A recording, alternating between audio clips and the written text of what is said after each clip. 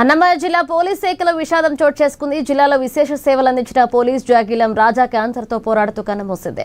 గత కొంతకాలంగా అనారోగ్యంతో బాధపడుతున్న రాజాకు పోలీస్ అధికారులు వైద్యం అందించినప్పటికీ పరిస్థితి విషమించి మృతి చెందింది.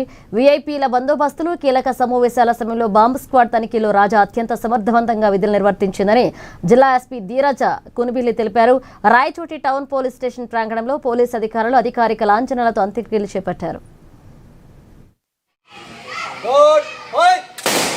మన అన్నమయ్య జిల్లాలో ఈ కెనైన్ స్క్వాడ్లో ఉన్న డాగ్ స్క్వాడ్లో ఉన్న రాజా అనే మా కెనైన్ 2019లో జన్మించి మన పోలీస్ డాగ్ కింద ట్రైనింగ్ అయ్యి తర్వాత మన జిల్లాకి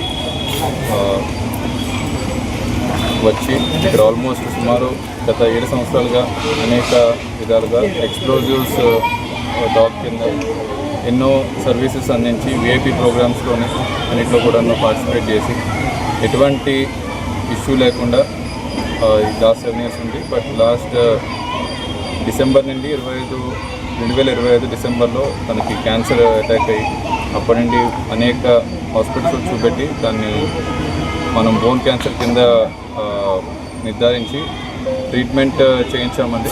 బట్ హౌఎవర్ ఈరోజు ఎర్లీ మార్నింగ్ సమయంలో రాజా అనే మా కెనైన్ మరణించడం జరిగింది. దానికి ఆల్ పోలీస్ రిచువల్స్ ఏదైతే చేస్తామో మన పోలీస్ శాఖలో అన్నీ కూడాను ఘనంగా చేసి